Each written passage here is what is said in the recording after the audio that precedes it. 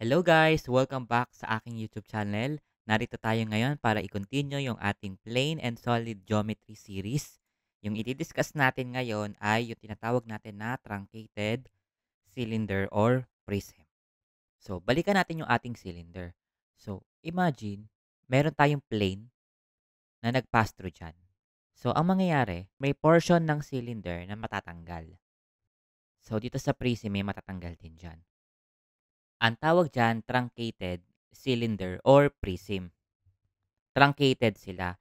Ito yung nangyayari kapag yung cylinder or prism na cut sideways.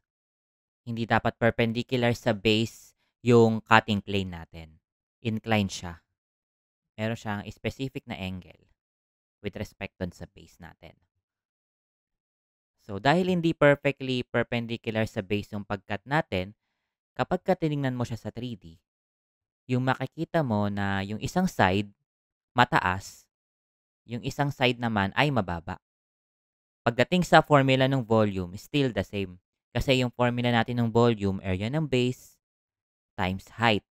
So dito, sa truncated cylinder, anong area ng base ang tinutukoy? 'Di ba meron na tayong dalawa. Meron siyang naka-inclined na parang ellipse or yung nasa baba. So, pagkuha natin ng volume, yung nasa baba pa rin yung ginagamit natin. So, kung ano yung area nito, yun pa din yung area ng base sa formula. Yung height lang dito yung naiiba kasi hindi na siya isang fixed value. For cylinder, dalawa yung tinitignan natin. Yung lowest height at saka yung highest height. So, para makuha mo yung height, i-average mo lang sila. So, pag average, i-add mo, then divide mo kung ilan yung inad mo. So, dahil ang inad natin is dalawa lang, H1 and H2, pagka in-average mo sila, add mo, then divide by 2. So, ayan ang formula ng ating truncated cylinder na volume. Pagdating naman sa prism, marami tayong height dito. Depende siya kung ano yung base natin. So, dahil marami kasing sides nga yung polygon, maraming vertices, so marami ngayong na-form na edges, na lateral edges. So, dahil nag-cut tayo ng inclined na plane, yung mga lateral edges na yon nag-iiba-iba ng sukat. So, ang dami tuloy height na magkakaiba. So, for example, eto, height niyan, iba yung value niyan dito. Tapos iba din yung value niya dito. Saka dito. Diba? Iba-iba sila. So, ito, pwede magkatapat. Yung magkapareho yun, yung magkatapat. So, dito, ang gagawin, ang approach natin, kukunin mo lang yung height kada vertex. Pag-aadin mo lang sila, then, kukunin mo lang ulit yung average nung heights na yon. So, it depends sa base natin kung gaano karami yung edges, lateral edges. So, halimbawa, hexagon, 6 sides. So, meron tayong 6 na heights dito. Bali, kapag ka-hexagon, H1 hanggang H6. Tapos, divided by 6. Yan, kasi nga average. Tapos, multiply lang ulit ng area ng base, yung naka-horizontal na area. So, same approach lang sila guys, yung truncated cylinder or prism. In-average mo lang yung mga height. So, i-apply natin sa problem. Problem number 1, the volume of a truncated prism with an equilateral triangle as its horizontal base is equal to 3,600 cubic meters.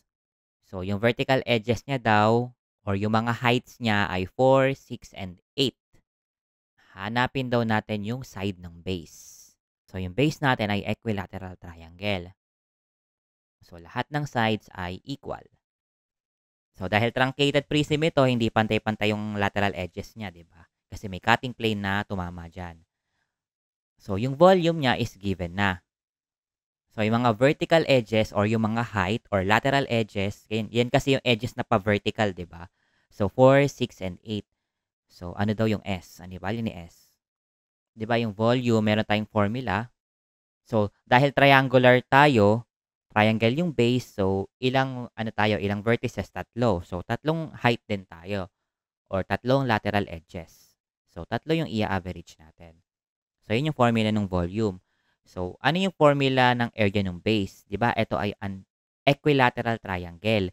And for equilateral triangles, yung formula natin ng area ay yung shortcut or pwede nyo gamitin yung ibang formula such as Heron's formula 1/2 base times height. Pero 'di ba sa series natin na 'to, meron tayong na-derive na shortcut formula for equilateral triangles. Eto 'yon, square root of 3/4 times s squared.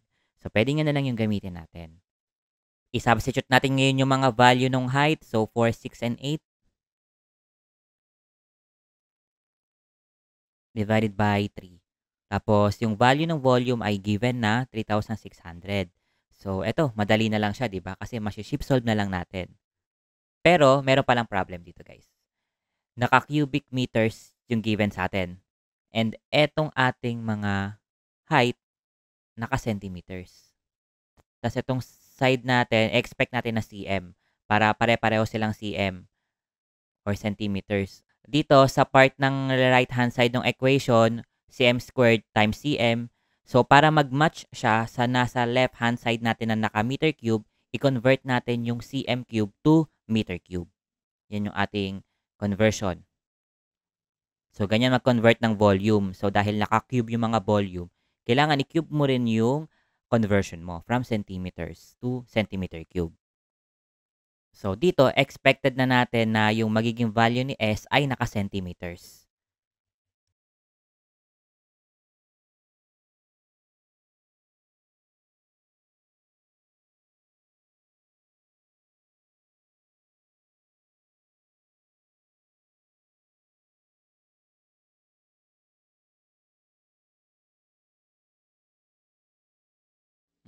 Mataas yung value na lumalabas sa S natin, ano? Siguro naka-ano na to. Okay. Naka-ano na to, guys.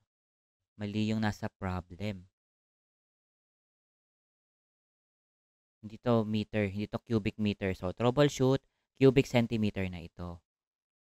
So, ibig sabihin, naka-centimeter cube na 'to, so wala na tayong kailangan i-convert, 'di ba? Kasi centimeter cube naman by default yung ating right-hand side ng equation. So, magka-cancel na lahat 'yan. So, as is na lang, 'no? Tinanggal ko lang yung conversion natin na 1/100 na naka-cube. So, shift solve natin, 37.22 for letter A. So, next problem, the base of a truncated prism is a rectangle with length twice its width. So, ito na yung relationship niya. Length is equal to 2 times W.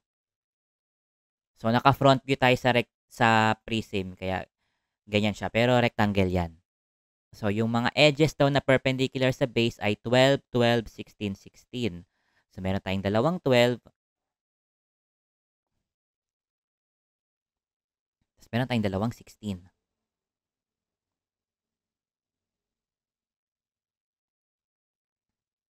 Ayan. So, yan yung ating mga lateral edges. So, dahil ano tayo, rectangle, so meron tayong apat na heights, 'di ba? Kasi apat na vertices 'yon. So, given ulit yung volume, find the length of its base. So, hinahanap yung L. So, formula ulit ng volume, area ng base times average. So, dahil apat na vertices tayo, apat na heights. So, apat yung i-average natin, divided by 4. Ayan. So, bigyan natin ng pansin yung base. So, yung base natin ay rectangle. And for rectangle, yung formula ng ating area ay length times width. Pero may binigay sa atin na condition na L is equal to 2 times W. So, i-substitute muna natin dito sa formula. So, meron tayong given na volume, area ng base, length times width. Then, yung ating mga heights, i-add lang natin 12 plus 12 plus dalawang 16/4. So, hindi pa 'to shift solvable, 'di ba? Kung may gano'n mang term. So, dalawa pa kasi yung unknown natin. So, para ma-shift solve siya kailangan isa lang, 'di ba? Isa lang yung missing diyan. So, paano natin ma-e-eliminate yung isa? Gagamitin natin yung ibang given, which is yung L is equal to 2W. So, kailangan mawala si W para L na lang yung matira. Para 'pag nag-shift solve tayo, L na agad yung lalabas. So, hanap tayo ng way para ma-eliminate yung W. So, sa-substitute natin 'to. I-simplify muna natin. So, L is equal to 2 times W. So, divide natin both sides by 2. cancel, then meron na tayong etong simplified version. W is equal to L over 2. So, substitute natin dito. So, multiply yung L. Ayan. So, ito, shift solve na to.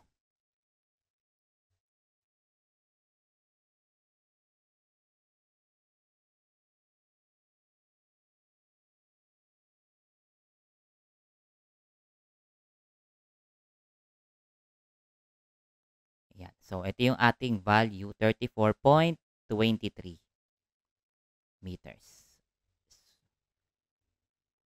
Or yung letter D. So, ayun lang guys. Yun yung ating topic or discussion. So, sana maraming kayong natutunan guys. Don't forget to like and subscribe and mag-comment ang mga topics na gusto nyong i-discuss ko sa future videos. So, yun lang guys. See you on the next video.